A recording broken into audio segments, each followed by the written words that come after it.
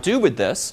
Well, if I go into my test routine, I can now at least treat this course in a loop as though it's an object. Again, could just be generic, but at least I'm taking a step toward making a course object.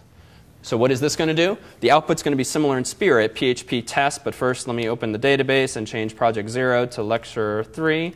I'm going to run PHP of test.php. This too, if unfamiliar, if you need to write little test scripts, you don't need the shebang. You can actually say call PHP, interpret this file, enter. So now I see all the titles from several thousand courses. So let's do one better than this now. Let me go into version 2 and look at now the course class.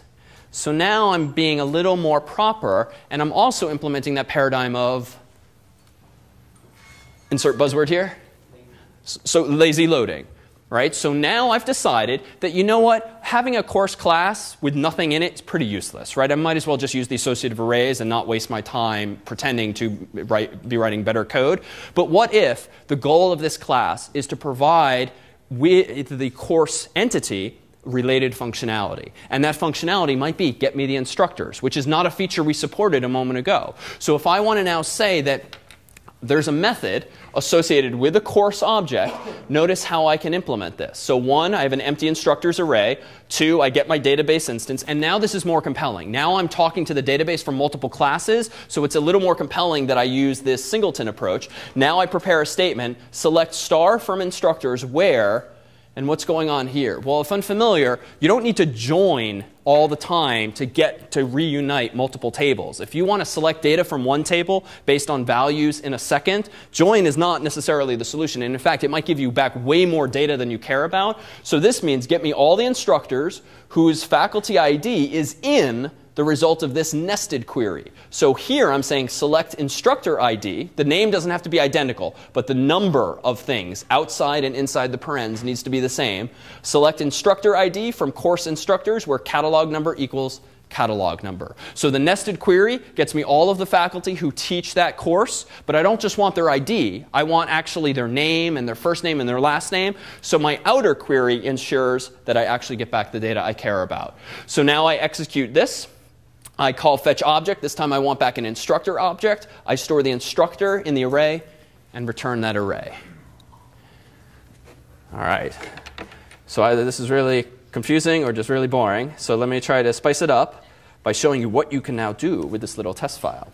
So here's where now the fact that we've introduced this additional model for course individually, for an individual course, starts to get more useful. So now I can still call get courses as I did before. I can now still iterate over each course as I did before. I can still print each course's title as I did before. But now notice I can iterate over each course's instructors and then access its name, which suggests that inside of the instructor class is a name method. Why do I have a name method? Why not just output the name with the arrow notation with no method call? Think back to project 0 and the data you've actually been using. Why? This is actually another good motivation for introducing a wrapper class called instructor rather than just rely on public properties. Yeah? There's 2 reasons. One is that you don't want it to be mutable. Okay. And the other one would be that sometimes it's like null. Okay. You don't want to say like no. You want to have the wrapper say, oh, there's no name. Say name to be returned. Oh, those are actually 2 great ones. So just for the camera. So 1, we have, if it's null, you want to make sure that maybe we want to spit out unknown professor or something like that rather than just the empty string. And then in the first case, we want to make sure that you can't change the person's name. Right? Their name is their name from the database. You don't want to accidentally mutate that property by just using the simple arrow notation and the property name. So the method protects that information. And then, yeah? Well, the particular data set we're using doesn't have a single field for name. Perfect. Right, so there's like the prefix field, the suffix field for junior, senior, and all of that. There's the first name field, the last name field, the middle name field. My God, there's like 5 things. And your code would look atrocious if you, the end user, had to concatenate together all 5 of these fields. What better opportunity to have this layer of abstraction where you call the name method and it does that reassembly for you based on what fields were actually in the database. So if I go into my instructor class, notice this is the additional file I just introduced, and I go into instructor, that's exactly what I'm doing. I actually cut some corners, as you might have seen quickly in PHP MyAdmin. I didn't bother with prefix and suffix, but just having 2 fields is still compelling. Now, there is one gotcha here aesthetically. If someone's missing a first name or last name, I'm going to return a sort of ugly formatted string, so I should probably clean that up. But this is what's so nice now about object-oriented programming in general. If my partner yells at me a week later and says, hey, there's some guy with a missing first name, and so you're returning a space and then his last name, I can go back and clean this up without my partner's code having to change at all. So you agree again on this contract of methods and properties. So there's one thing still wrong here. If I look again in my courses methods,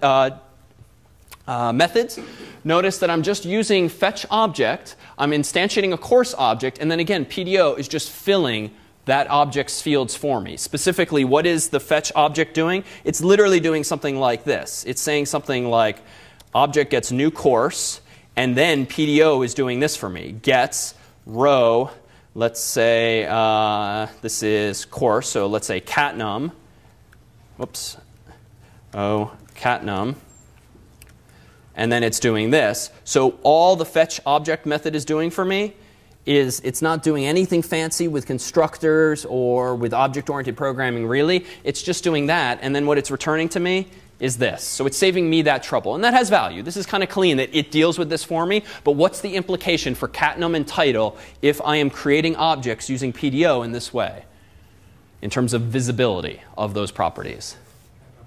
They're public. Right? And that was not the best decision we decided earlier. So on the one hand, so clean and easy. I call one method. I get back the class I want, the object I want. It's not the best design. So can we do a little better? Well, let's go in here and see in version 3 in courses. Notice that I'm doing this, fetch object course. All right, so let's see here. Let me go into course this time. Oops, that's in there. Let's see. For instructor. So we won't bother with course. I just did it with instructor because it would be redundant to do them in both. Now notice I went into the instructor's method, which previously just had a name.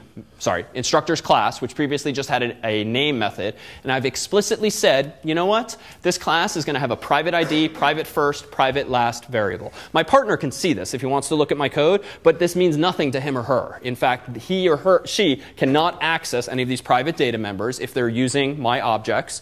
But notice what I can still do. If I now have an explicit constructor that takes 3 arguments, we can do what we said we could do earlier. We construct an instructor object. We assign those 3 values privately. And then if you want to access the name, well, you still use this public method. So notice we've commingled 2 public methods with 3 private properties. And as an aside, methods can also be private if you need to write something yourself, but you don't want your partner or someone else to be able to access it. So if we now go into the course class, notice that down here, I am doing this a little more properly. I'm getting from my course instructors table and my instructors table a whole bunch of rows again and again and again, and I'm going back to regressing a bit to the associative array approach so that I now can take more control over the instantiation of my instructor objects and instead say, give me a new instructor with this ID, this row, this first name, this last name, and now I have a much more rigorous design wrapping all of this data. And so this here, version 3 for instructors, is actually now pretty solid. Any questions? All right, so where does this leave us? So looking ahead to project 1, which again will pretty much be create whatever you would like that's appealing to you and your partner. It can solve a real-world campus problem if you'd like, or it can just be fun for you.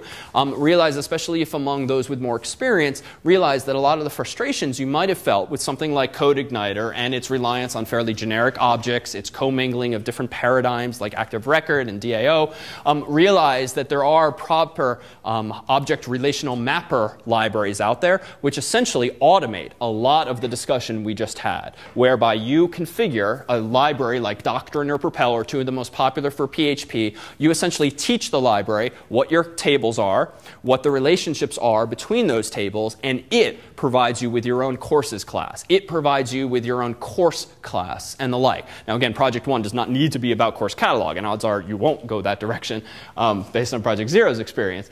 But realize that a lot of the stuff we just built from scratch can also be built for you automatically so that you can focus on the interesting parts and not just the data modeling. Also for frameworks, if you'd kind of like to take things, I would advise this. If among those who took 50 just in the fall and you're maybe struggling through CodeIgniter and MVC, but frankly after another week and a half, 2 weeks, you'll at least be in a better place of comfort most likely, by all means stay in that zone and go with what you're now more comfortable with and build your first student's choice project based on CodeIgniter and jQuery Mobile. We're not expecting that you go yet further above and beyond that, all the better if you get more comfort and mastery with that material. But if, again, you've interned elsewhere, you're a senior, you're a junior, and you have much more experience under your belt and would like to use this as an excuse to take things to the next level and expose yourself to some framework that you would actually use in some real-world project, these are some of the most popular ones there.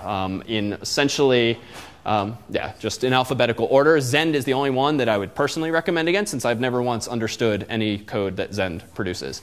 They have ample documentation, but even the documentation my brain never actually understands. I can say, and Tommy could say in a section on Wednesday, we've become fans of Yi. Among the ones here on the list. But the learning curve is higher, but the power, its feature set more rich, and its design a little cleaner. So that's it for today. I'll stick around for one-on-one questions. Otherwise, do take advantage of section and code reviews this week.